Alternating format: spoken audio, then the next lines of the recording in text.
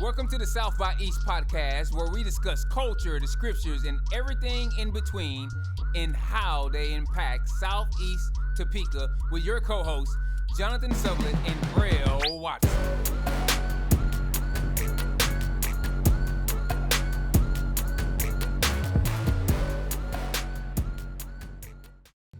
Welcome to another episode of the South by East podcast, where we discuss scriptures, the culture, and everything in between.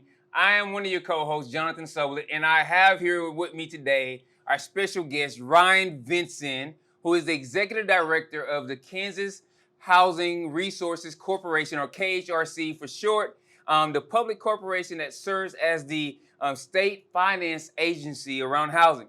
Ryan is a 17-year veteran of the corporation. He previously served as a staff attorney, general counsel, and deputy director for KHRC. Ryan is a graduate of Topeka's own Washburn University and also the Washburn University School of Law.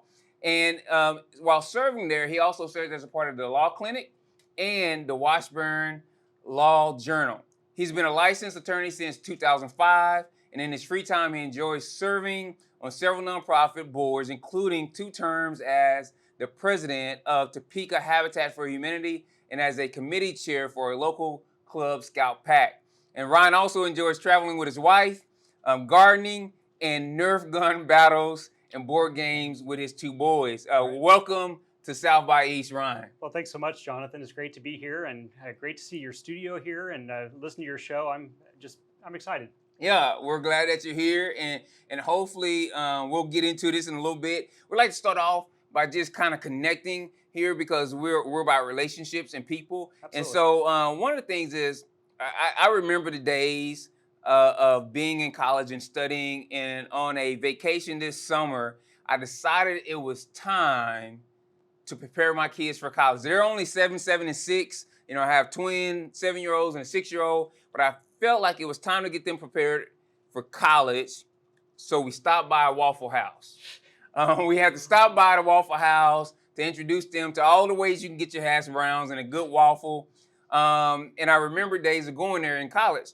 So my question to you, first off, just to get started, is as a Washburn grad, what was your favorite off-campus study spot? I'll tell you, Jonathan, you're making me hungry right now. I have fond memories during law school. I lived right between the public library, Topeka Public Library, and Washburn University. So many a day I would head towards the library, which happened to have a fabulous cafe where I would study. I'd get my cup of coffee, and maybe more than on occasion, I would get the chocolate pie there. To this day, I associate studying for the bar exam with eating chocolate pie, but I hear you're a foodie, so it sounds like you can relate. Yes. I am a foodie. We're getting ready to travel, and whenever we travel, it is probably 80% food related that we're going to get into. And then sometimes, I read some of your bio as we got started, and just in day-to-day life, we get busy. And there's tasks ahead of us. There's things that go on. I know I quit my job probably about twice a day. And just kind of looking at it, you get frustrated with stuff, and you have to be reminded of why you do what you do. So for you, which habitat project do you drive by on a regular basis just to remind yourself of your why? You know, that is a perfect question, because I think finding our why is exactly why we do what we do. I served on the Habitat board for years. I was the board president.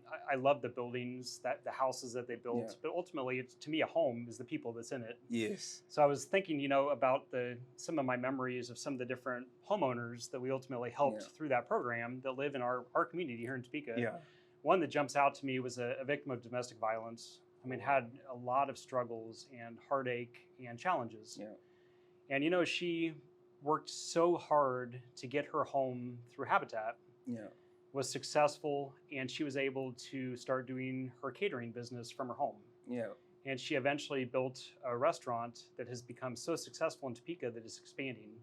Yeah. And I think it's those types of success stories that it's about more than just a house. Ultimately, if you can have a home and stability, it's beyond just the safety. It's about the ability to start building some wealth and to start growing maybe your business and you're taking care of your family. So To me, it's those types of success stories that we have through Topeka Habitat, through KHRC, and through partnerships like with you all at Send. Yeah.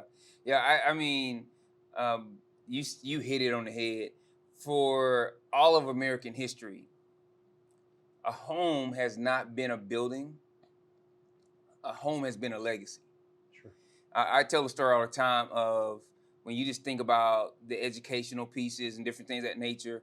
For so many families, it was Paw had some land, was able to sell some land to help little Johnny go to college. He was the first one ever to go to college. Little Johnny went to college, got a college degree.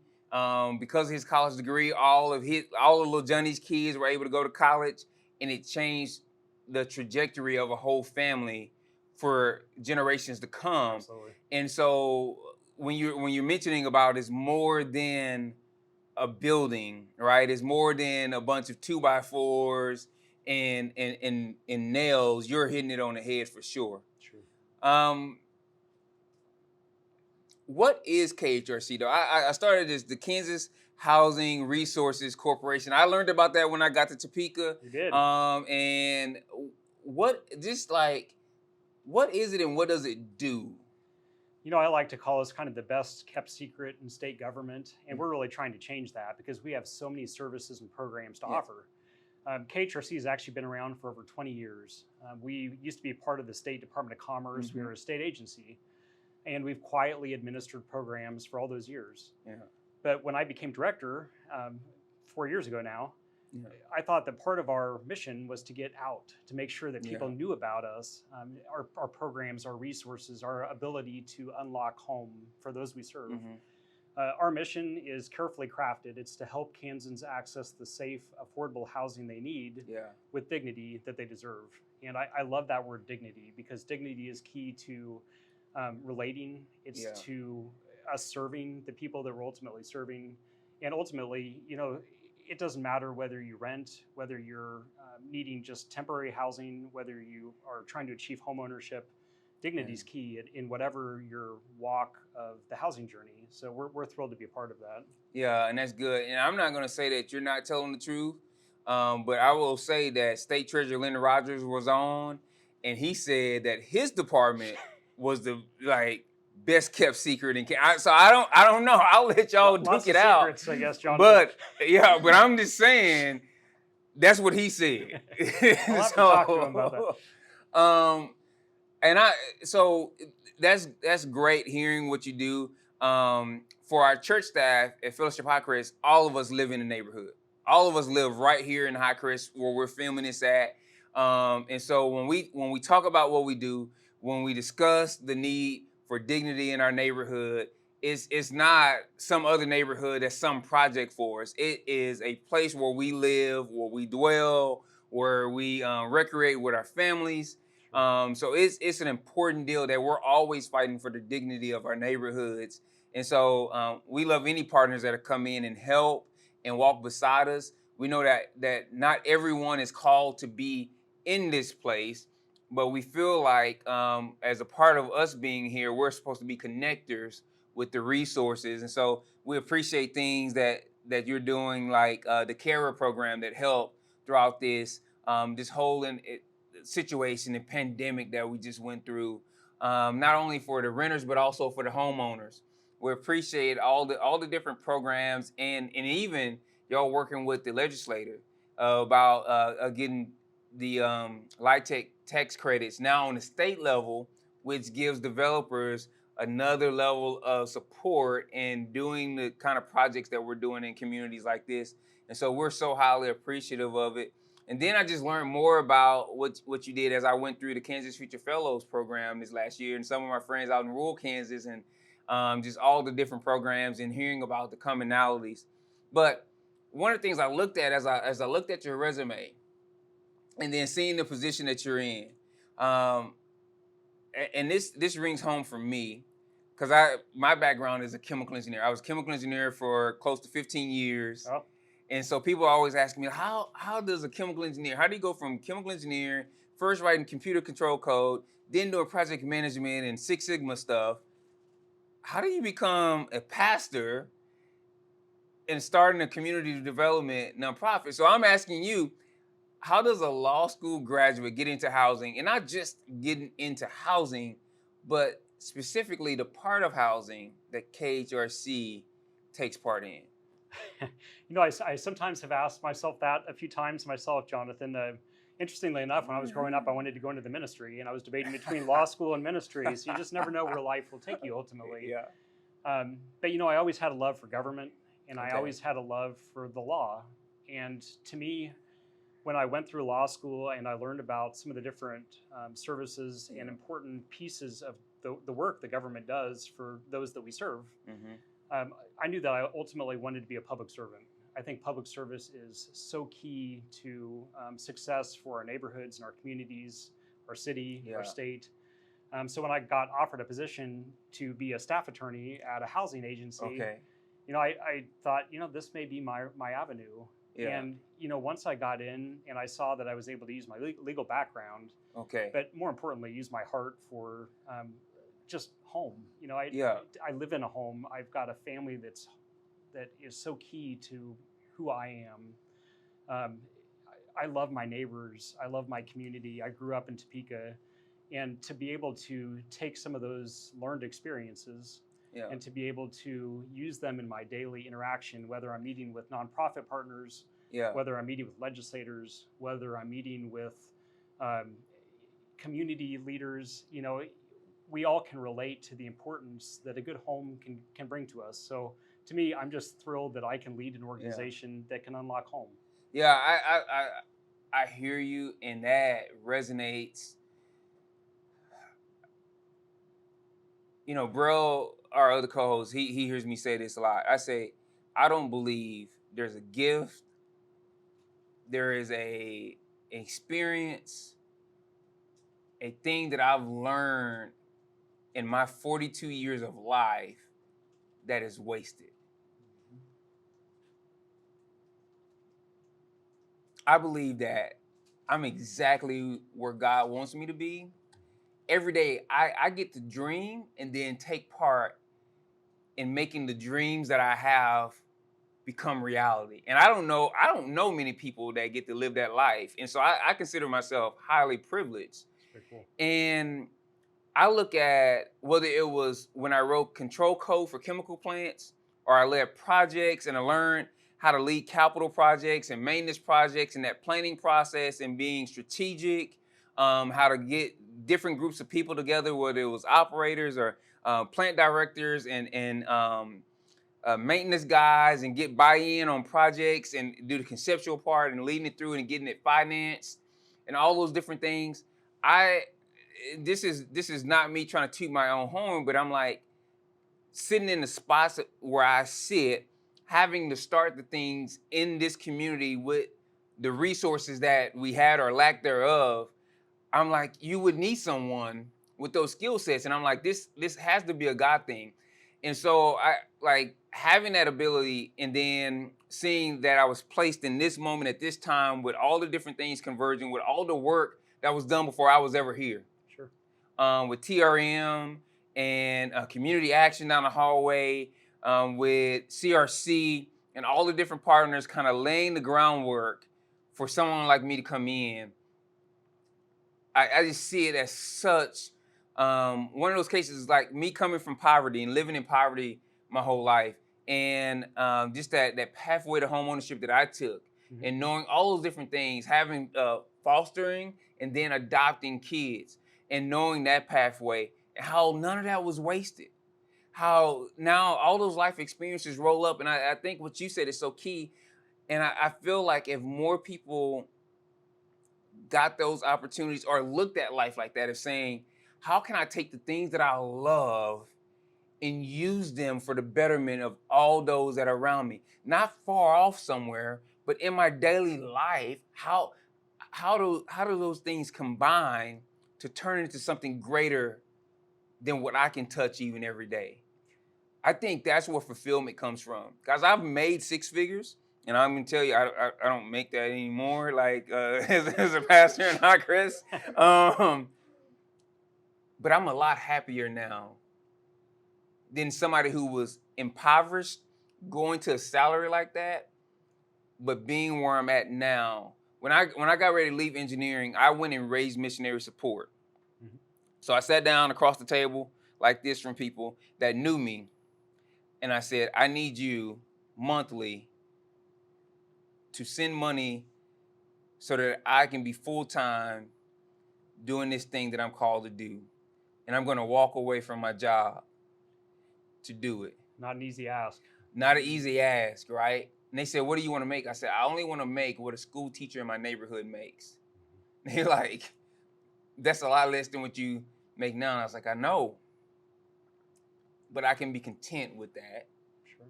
Because I can be fully satisfied by living out my calling in the neighborhood. And so you getting to do that, man, kudos.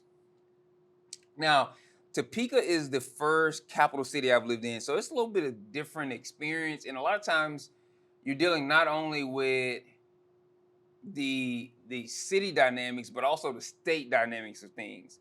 So I want to kind of do a double dip of starting more broad, then coming in more narrow. So in 2021, KHRC in the Office of Rural Prosperity launched the state's first comprehensive housing needs assessment in nearly 30 years. What was the most significant finding from that study, in your opinion, and why? Yeah, we were just thrilled to finally have what I call a snapshot. After 30 years of just having anecdotal data and stories, to really be able to take a snapshot of what our state's housing needs are, mm-hmm. and then ultimately what our opportunities are as a state. There were a couple things that really jumped out at me. I continue to learn both through the process and through the results of the study itself. A couple of things that really jumped out. One, that our renters are actually more cost burdened in the state than our homeowners, mm-hmm. which wasn't a total surprise, but I think it just speaks about the impact of low wages and low income on our renters in particular. Other things that jumped out at me was that, we have households that make lower incomes and households that we call moderate income households, mm-hmm. that right now are actually competing for the same housing unit. Same house. And it's because there's simply an undersupply of housing in Topeka, in the state. And that leads to competition that affects both our moderate income households and our lowest income. Yeah. And then the last thing that really, I'd say, jumped out at me was that, we have an aging housing stock. Yeah. And we've got to do something about preserving the affordable housing stock that we have in our state. So we actually lose more units of affordable housing than we're putting back into the market. Yeah. So we've got some huge opportunities and challenges on our horizon. We're going to touch more on that, on the aging house stock in a second. But you said a couple things there. One, that cost burden within a 10-minute drive radius of where you're sitting, because I'm a data person too. 24% of the people spend 50% or more on rent alone. I tell people all the time, you can't Dave Ramsey yourself out of that. No. And I think it's like me and State Treasurer Lynn Rogers talked about this, how we're not big Dave Ramsey fans because we don't feel like he handles generational poverty well. Mm-hmm. And like I said, like his first thing is get $1,000 emergency fund. I said I could have sold everything in my apartment that I used to have and not had $1,000. And so like, where is that supposed to come from? And so I say all the time also, you meal prep when you know where your next meal is coming from. If you don't have food security, which you're in a food desert right now also, then you don't meal prep because you're just trying to get what you can for right now. Definitely. So that's a huge issue. And then when you look at, so that's the cost burden issue, right? And then you think about when those tensions go up, when you have housing insecurity, when you don't have a place, it adds on to so much stress in your life.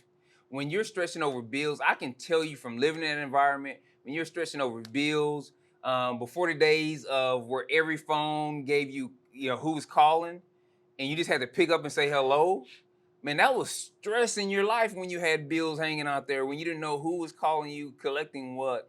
And then, like you said, just looking at the amount of rent you paid, I talked about how I was an engineer. I had to live in a Motel 6 at first. Since you wanted to go into ministry, I stole my first Bible. That's why we give out free Bibles now, because I stole my first Bible. And then I was paying so much in rent because I was afraid that no one would sell a house to a little fat black boy. And then when I saw the house that I could afford based on the rent that I was paying, I was like, why did no one ever tell me this? Yeah. But so many people can't even make the entryway because of things like down payments and stuff like that and credit reports. I was making so much more money than my wife once we got married, but she still had a more favorable interest rate. Now, my wife is white, made less money, had less money in the bank, less assets, and still got a better mortgage rate than I could get. Something's wrong with that. Sure.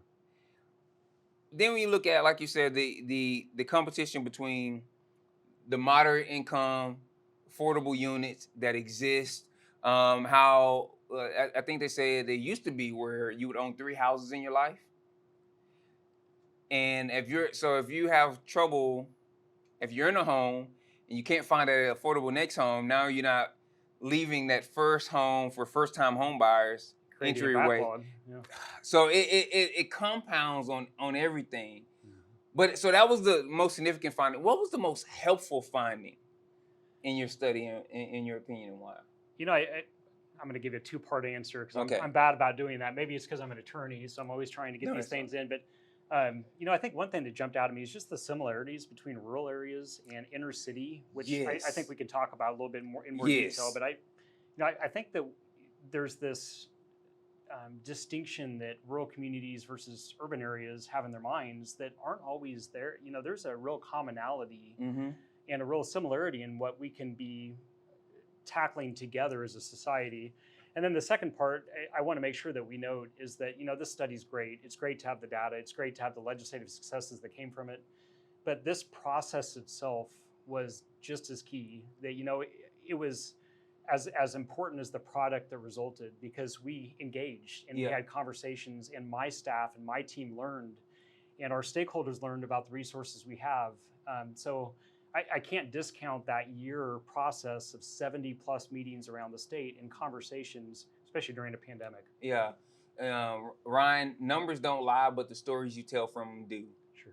And so it's context is king, and data can only drive you so far. And that's why one of our principles is proximity and relocation. That's why it was so important. I said, if I'm coming to Topeka, I have to live in the neighborhood, because we believe people closest to the problems have the best solutions. And so context is so key, because the numbers can help you, but they can't give you the complete story. No. Those interactions, all those listening sessions y'all guys did, that helps drive it. And so, I mean, hearing that, and then going through the Future Fellows program, when it was 11 of us, spending that time together, and we start seeing, and they asked us, what did we learn through the process? One of the things I said is, we're all in this together. We're all on the same ship. And how rural and urban are a lot of times pitted against one another, but really we have the same problems. And like some of my friends and my fellows in the program, like even with some of the stuff we're doing with Fremont Hill, they said, Jonathan, if you can get that to happen in a neighborhood like Hi-Crest, then that is something that we can roll out across all of Kansas. And so it's one of those deals where we got it because we were in proximity with one another and spent time together. And I feel like that isolation piece and that separation piece, often it leads you to thinking that your problems are so much worse and so much different than the problems of others, when time together gets you to connect and seek more commonalities than differences. We're all in it together. Yeah. Well, good stuff. I want to take a quick break right here, and then what we're going to do after the break, we're going to come back and discuss more about some of the findings from that study and go a little bit more narrow as we get to the Topeka housing study that was done. I look forward to it. All right, we're going to take a quick break. Are you interested in podcasting, audio, or visual media, and just don't know how to get started or take your content to the next level? Then Studio 104 was built just for you. A fully functioning audio-visual podcast studio, industry-level equipment at an affordable price to help you make that album you always wanted, start that podcast, or even share the story of how your business is impacting the community. Book your session along with a free consultation today at www.fellowshiphighcrest.com/studio104. Welcome back. Right before the break, we were discussing the state of Kansas housing needs assessment, and we discussed what Ryan felt were the most significant and most important findings. Now we dig in a little bit because you can spend a year doing a study, but then you had this pandemic thing happen, and then you have like a war overseas happen, and it's like having a hurricane sitting in the Gulf. Everything changes. So given what the economy has done, the change in interest rates and the policy changes, the presidential election, are there any parts of the report that are no longer relevant? I think every piece of the report is relevant as a snapshot, and that's what I keep calling it, because you can never, we envision this as a breathing, living document. But you're correct. I mean, we took this study on during a time of a worldwide pandemic. Yeah. We had a census going on that was extremely controversial, as you're well aware. Yes. And some of the data specifically on like the immigration issues were maybe a little bit suspect. We had rising construction costs and interest rates going up. So we definitely have to keep that all in the back of our mind. But we had a snapshot. We had great data. We continue to monitor news and have conversations with communities.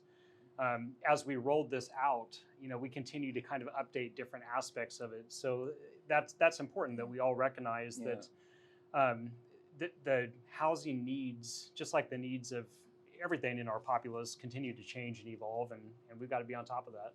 Yeah. I probably follow way more financial institutions and financial podcasts than I probably should. And do more that.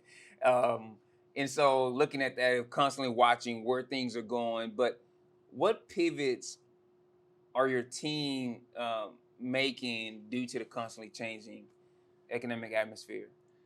We're ultimately a financer of housing development and homes. So we've got to ultimately make sure that the homes are successfully funded so that they can meet the needs of the people that they're serving for maybe not just 10, but 20 or 30 years. Yeah.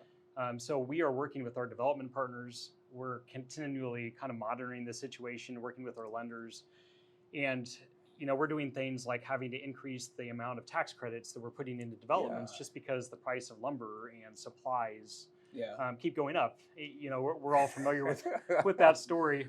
But we're also working with our policymakers, letting them know that, maybe there was a $30,000 gap in the price of a single family home a couple of years ago. That may be now 35 or 40,000 just because of the economics. And ultimately we have to make the numbers balance out in order to get the homes built.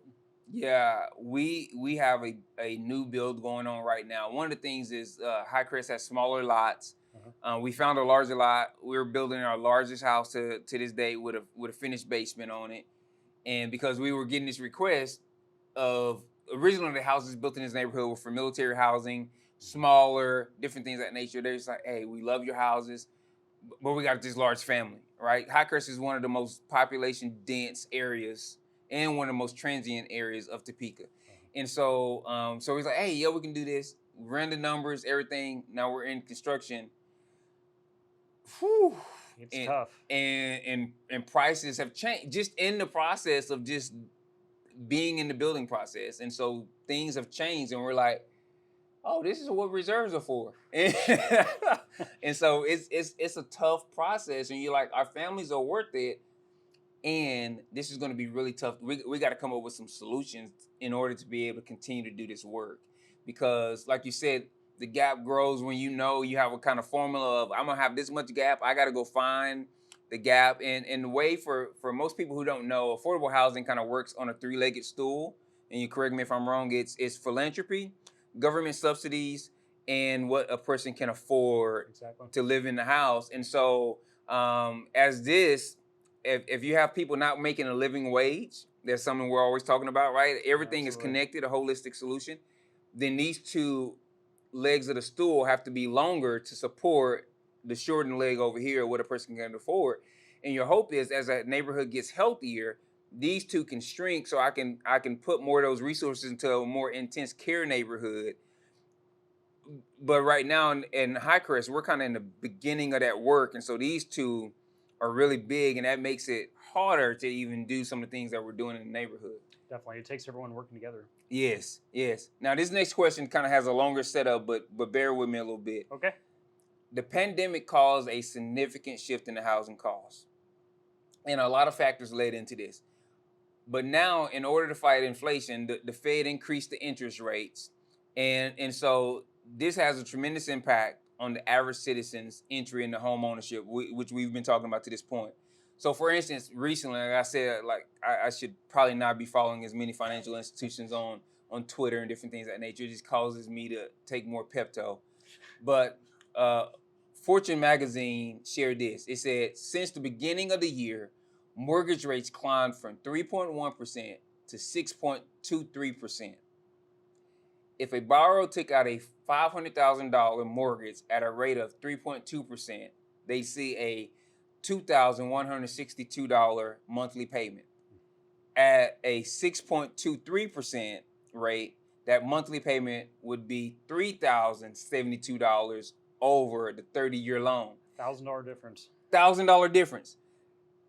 Now that amount is without PMI or private mortgage insurance or taxes or insurance and all those other things added on, which you just, when you go out there to the base calculator, that if you don't know about it, if you haven't had anyone in your family before you that owned a house, then you don't know anything about these things.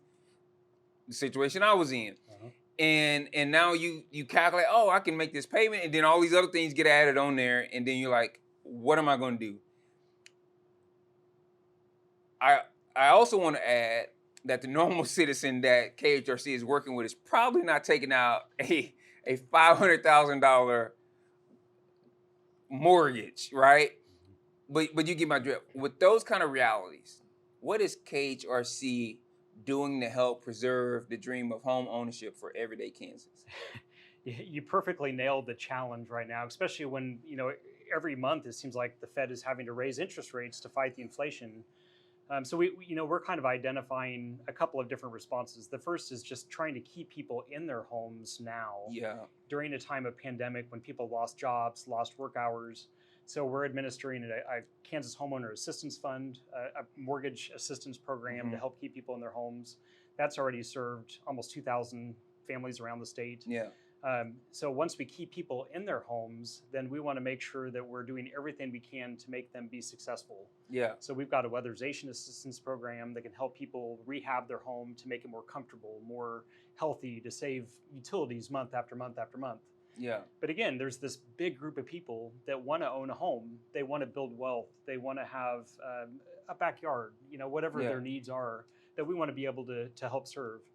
We do have a down payment assistance program available that serves the balance of state. So it's actually outside the city of Topeka. The city of Topeka gets its own program called TODO, which is great for those that qualify. But more importantly, we've got this hole of resource, and there's never enough resource to try to spread around to meet every housing need. Where the market isn't meeting the need, we as a state need to do our part to work with the private sector, to work with the federal government, to work with local officials, to try to use things like the housing study to identify a need and to take it to those policymakers so that we can identify where there's gaps, so that we can plan together. And I'll tell you, this legislative session was historic that we just had. To have both sides of the aisle actually agree on something is rare these days in itself, but then to actually be able to work together on a common cause, I'm just thrilled that we've had the session we've had, but it's just a down payment. Yeah, and man, so much when you say rare, like a steak that's still mooing rare. And so, and like with the TODO program, we intentionally price some of our houses through Cent. I kind of wear two hats, right? I'm serving pastor fellowship Hi-Crest, and I'm founder and board chairman for Cent. Where families can use the TODO program, but like you said, the rising house costs the cap amount that a house can cost is $75,000 to go through the Toto program. We all know that the cost of housing has increased, so a developer really can't price a house at 75 grand anymore, because even like our one of our last houses that we sold through the Toto program, we capped it at 75, but we put 90 to 95 into the house, right? So that's already a $20,000 gap that we knew. So we had to go raise that money in order to be able to put that house on the market for that amount of money, right? And so, do y'all work with the local municipalities and different things of that nature to talk about how that rate or that amount should be fluctuating or shifting with the economy, and how do you make that more dynamic? Yeah, I could think of so many different things that you've a lot to unpack. I guess because it's a fair point. These federal and even state and local programs are based on need that was recognized a while back. It was based on resources and costs that were available a while back, and yet we need to figure out how to make them work in the real time. So we need to make sure that we're communicating to our policymakers where there's those challenges. And luckily, the federal government recently and now the state have started to recognize that even with existing programs, we have a big gap. And it's the biggest in rural areas and it's the biggest in inner city areas.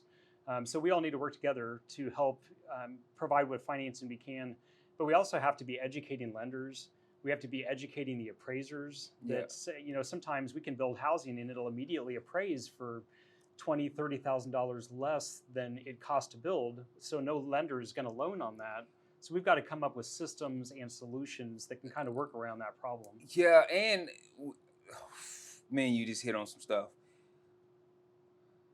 I feel like sometimes government gets a bad rap because you said something earlier that was so key. You said the housing study that took us a year was a snapshot that was true at the time that it was taken. And I feel like sometimes government is trying to do the very best thing for the greatest amount of people, which is hard. Because I try to do the best thing for 5 people in my house, and it always leads to fights, crying, and tears.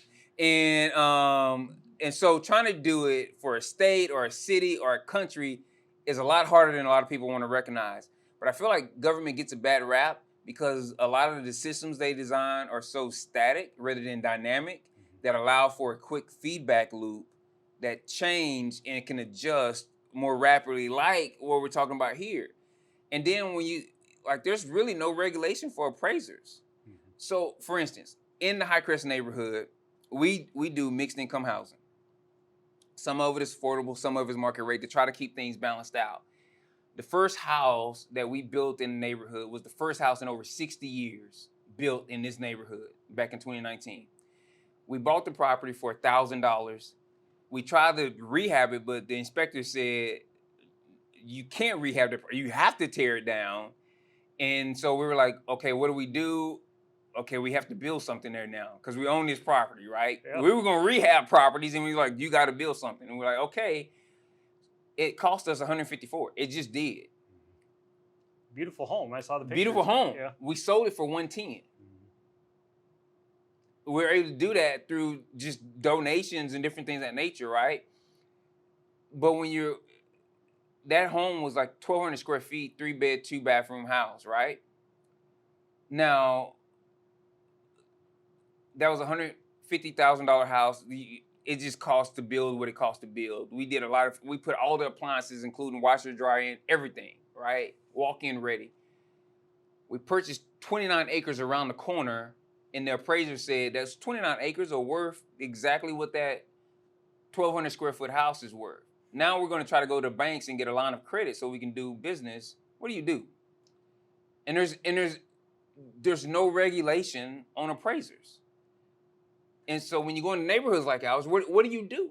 I think one of the keys is actually having comparables. So whether rural areas, urban areas, by having some of these pilot programs and new investment opportunities, whether it's CENT, whether it's KHRC funded, we're able to actually fund some spec houses, some pilot program funded houses that then appraisers can actually say, okay, well, this is actually a comparable that we can use for future housing so that there isn't as big of a gap.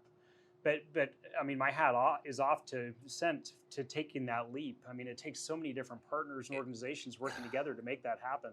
Yeah, and so that house, people, at first I was getting comments of, Jonathan, people will never buy a house like that in Hi-Crest, and it sold in 3 weeks. Didn't take long.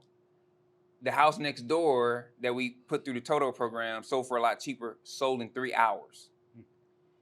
And we was like, man, it's proof. Now we're in the process. Now we're working with K-State. We got the designs for what we believe is going to be Topeka's first net zero house that we're trying to build in the neighborhood to lower the cost of living for families, which is going to be another leap because as far as we know, there's no net zero houses in Topeka.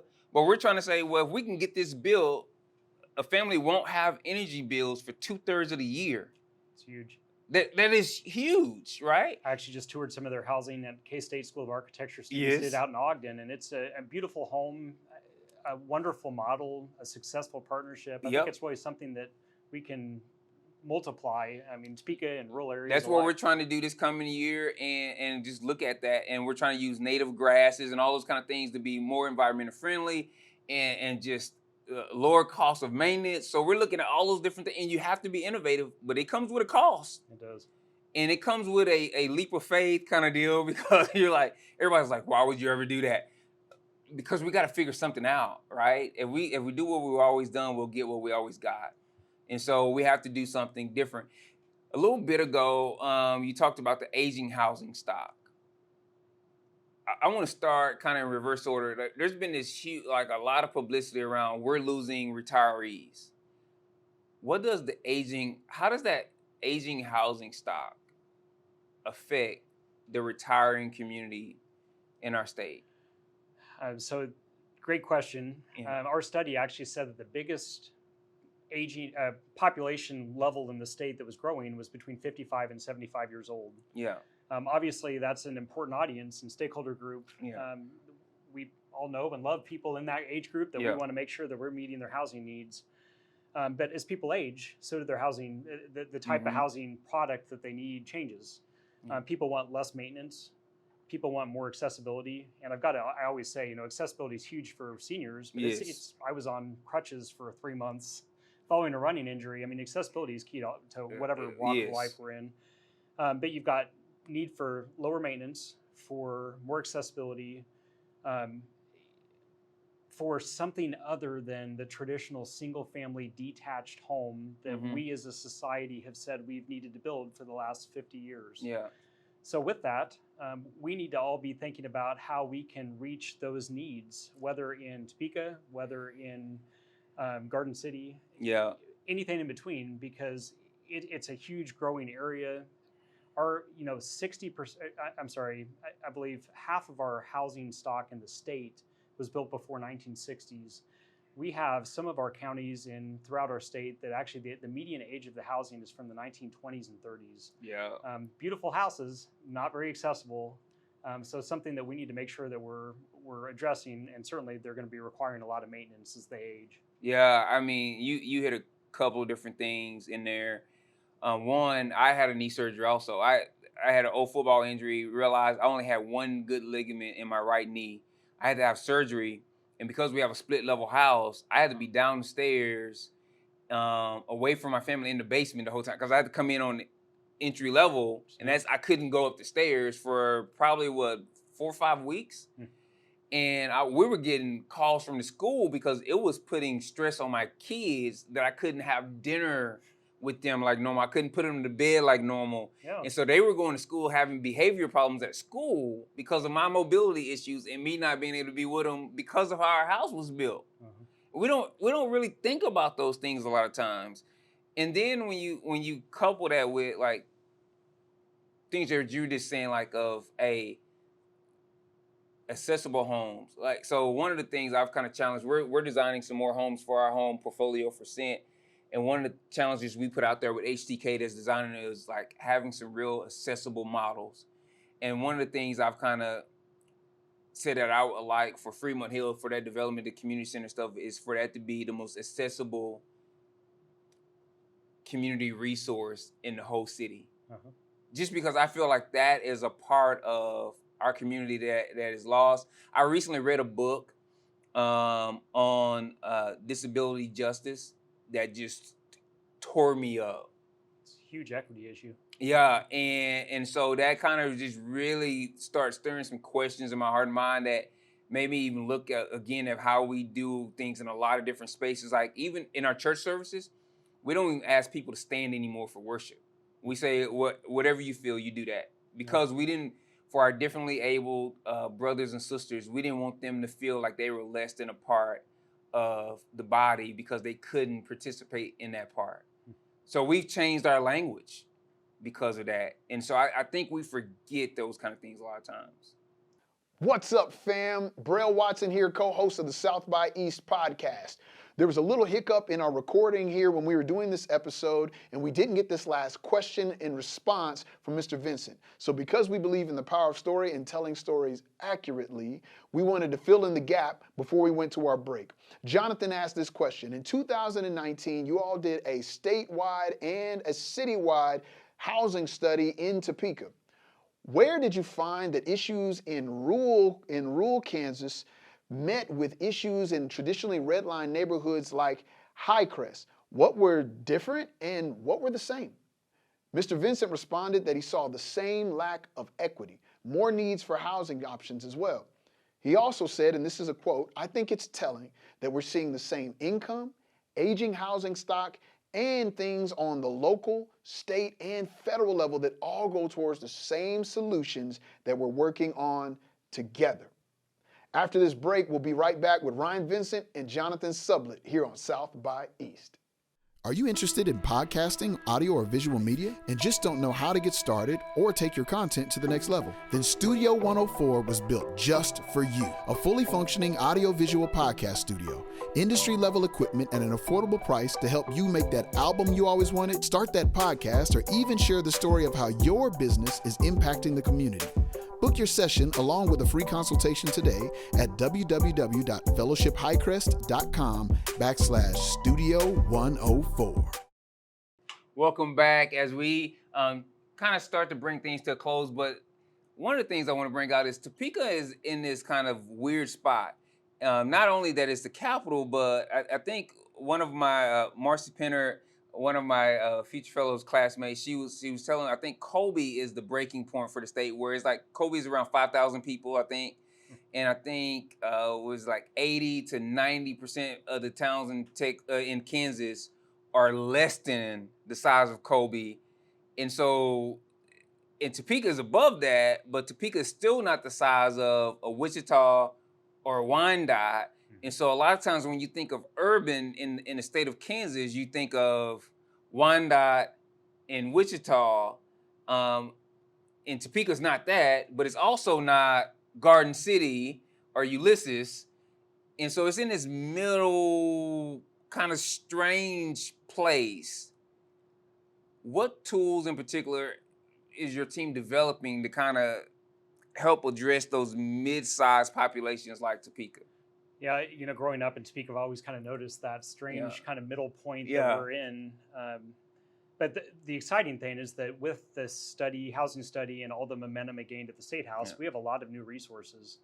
The legislature actually recognized that Topeka is kind of in this strange in-between. So one of the things that they did this particular session was they expanded what's called the Rural Housing Incentive District program to actually include Topeka as an exception to what the definition of a rural. So that's going to bring some new opportunities and tools to the city of Topeka, which is exciting.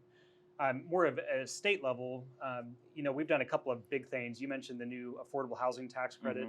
That's a dollar for dollar tax credit that we're going to be able to now match our hugely successful federal housing tax credit program. That's going to be able to almost double, if not triple, the amount of new housing developments that we're able, and that includes rehabs, that we're able to do in the state of Kansas, including Topeka. So that's exciting to have. We're getting that online. There's some real opportunities, though, still on the horizon. So we need to make sure that we're having these conversations to the policymakers so that if certain tools aren't available in the city of Topeka. I mentioned the new state programs. It's fabulous, but most of them are geared towards rural communities, those under 60,000 population. We know that urban areas and mid-sized cities have their own housing needs. So we need to make sure that we're having those conversations with advocates, with local community representatives and nonprofits, with local chambers of commerce, because if we don't have good homes, we don't have good jobs. No. And we can't grow in Topeka, and we can't grow in our cities as well. Yeah. So having those types of conversations are going to be key. Yeah, when the House bill passed that included Topeka and some of those things, everybody celebrated, and I started asking questions. Okay, what does this mean? How do you access it? And no one still knows how to access those. And I'm like, we got to do some more on that, because as you ask questions, everybody's like, no, it's available. And I'm like, okay, so how do you access it? I don't know. And so I think that's a big gap right now. Everybody celebrated, but how to access those things is still one of those things that's a big gap. And so some of our local, like Chamber of Commerce and everybody celebrated, but no one really knows what it means yet. And some of that's on us at the state level to make sure that we're doing the outreach and the marketing. Tomorrow I'm in Garden City, you mentioned, to do I'm doing 2 presentations. Monday I'm giving a presentation to Olathe. These types of podcast conversations so that people are aware of the resources we have, but also the places that we have gaps, because there's still gaps and there's huge need. We are still fielding enormous amounts of requests for people facing eviction, for people facing foreclosure. We've got to close the spigot on the bathtub before we can really address the long-term systemic problem. But we're addressing both simultaneously right now, and these are exciting times to address our housing problem in the state. Yeah, and then one of the programs you have that really interests me was the moderate income housing. And if I'm right, at first it started out as just something for populations of less than 60,000. I think that's the one that Topeka was written into recently, or is that not correct? So the Topeka was now written into the Rural Housing Incentive District, okay, which can be coupled with the MIH program. Okay. But our moderate income housing program is still specific to communities under 60,000. Okay. But that recognizes that there's a big group of Kansans that make too much to qualify for the affordable housing programs, but they don't make enough to just meet basic market needs. And that's true in the urban areas too. So we've got to be having that conversation. We have to, and that's such a huge thing, because if you look at so many families, I know some of my friends and neighbors here in the Hi-Crest community, when I've had conversations with them, where it's a single mom that has maybe a tech school degree or something like that does not work. And they said, childcare costs too much. I would make just enough where I wouldn't get all the help that I really need. And so I would be in a worse financial state to go work than to stay at home and just be on benefits. And you can imagine the implications that has on our employers and the economy. And here's why this, like, we do a church survey every year. And I've been a part of a lot of different churches that have done this, but normally they say, no, we just want to help who we feel are,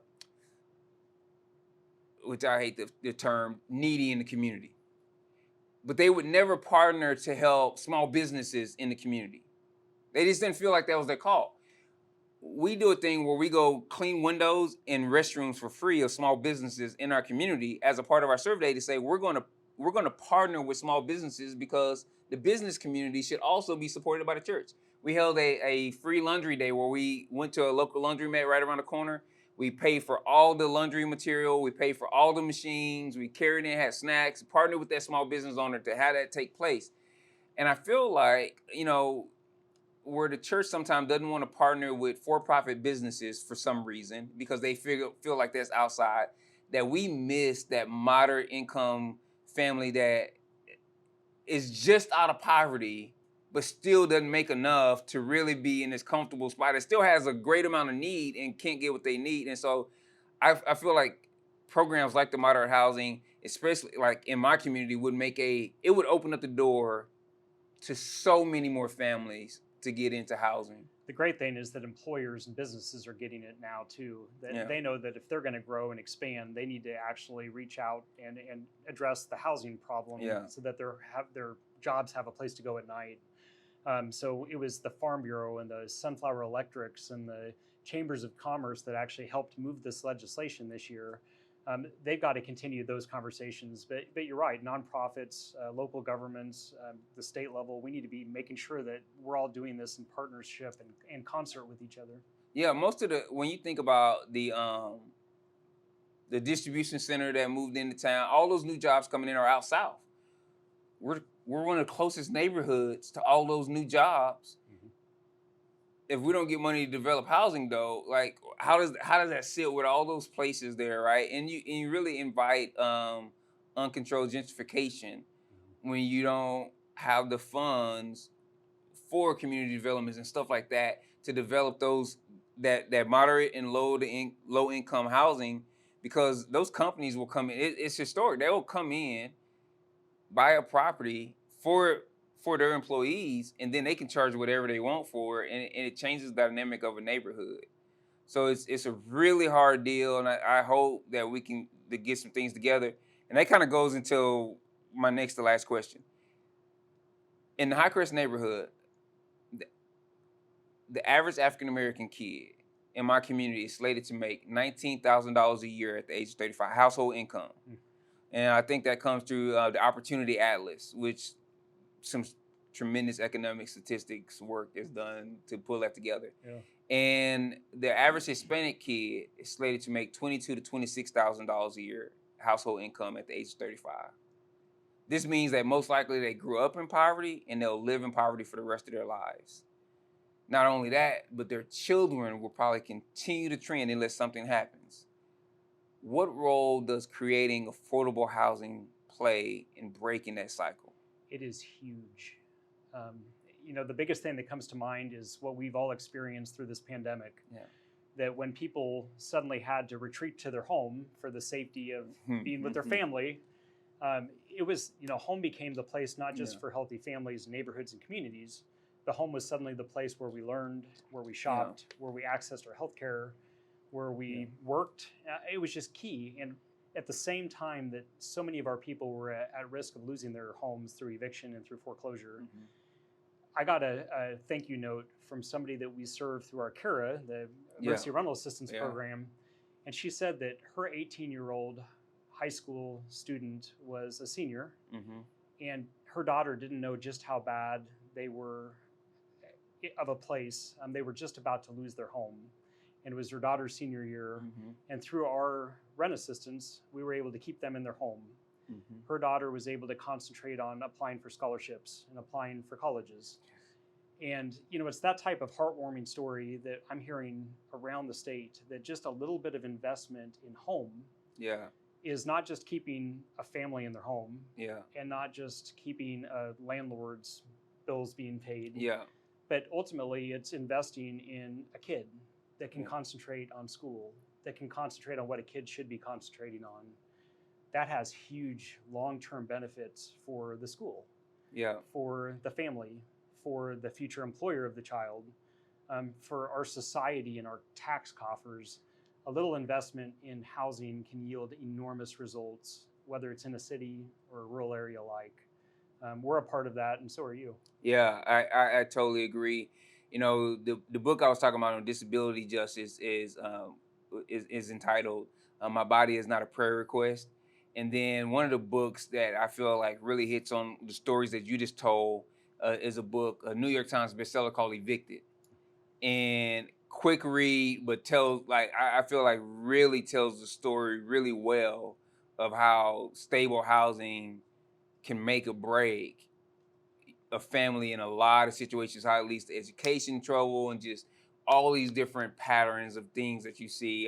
Have you read that book? I have. Dr. Desmond was just at our housing conference here last month, and I got to meet him, and he said something that just jumped out at me. He said that clear back in ancient Egypt days, the Egyptians used the same hieroglyph, I don't know if I'm saying the word right, symbol, thank you, for home as for mother. And I thought, what a telling thing that doesn't that just show what the importance of home is to all of us?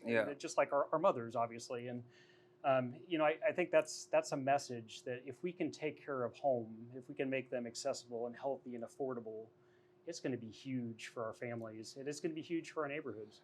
Because here's the deal.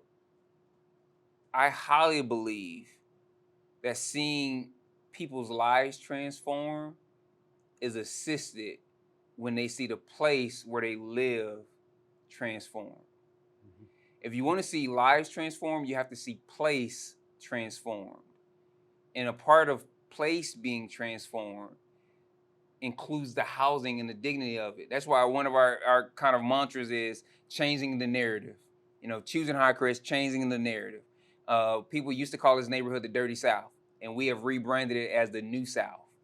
And we're trying to change the narrative of what people think in terms of place, and in transforming that, we're thinking that we're going to see transformed lives. As we close out, Lynn Rogers talked about this, and I don't know if you know about this. I still haven't figured out how to access it. He said the state treasurer has $60 million that's supposed to go towards housing that has never been touched in a fund. He's like, we don't know how to give it to people. Are there, one, if you know anything about that, but then two, are there any other tools offered by KHRC that are accessible to everyday Kansans that you don't have to go through an organization that they can highlight, that you want to highlight as we close out? So we've got great programs at KHRC. The state treasurer's office doesn't run that housing linked deposit program that we're working on ways to try to help make more flexible to meet Topeka and Kansas's needs. But KHRC's programs truly run the gamut. We fund homeless shelters and domestic violence centers. We provide tenant-based rental assistance. We fund community action agencies, including the one down the hall here in Hi-Crest. We've got emergency programs and resources. We've got everything from first-time homebuyer assistance to weatherization. We've got actual housing development programs that can develop housing so that we're actually addressing the long-term solutions and not just putting a temporary Band-Aid. Love to talk about any of those programs. We've got a wonderful website at kshousingcorp.org. Again, kshousingcorp.org that goes through each one of those programs. But ultimately, it takes all of us. It takes partnerships, local, state, federal level, nonprofits, employers, families, great groups like Scent. So we want to be a part of the solution. We think of ourselves as dot connectors that help bring everybody together. Because we don't have all the answers, and I know Scent doesn't have all the answers. It takes all of us learning and listening. But it's an exciting gig, and it's so rewarding when you get those notes from people that we're changing lives by investing in homes. So we at KHRC Unlock Home and are thrilled to do that, and we look forward to continued successes with you all in the future. Well, Ryan, thank you for your time today. Thank you for joining us here on South by East. We'll link to the website that Ryan shared so that you can get to those resources. If there's anything, you can also message the page. And if there's anything that we can help connect you with around some of the things that we discussed today, let us know, and we'll get back to you and help you get connected. Thank you once again for another episode of South by East. Thank you for tuning into the South by East podcast, where we meet you at the intersection of culture and community. If you enjoy the content and want to help us keep the wheels turning, please rate and review us on your podcast app. For more information on resources shared, check the show notes, and we'll see you at the next intersection. We out.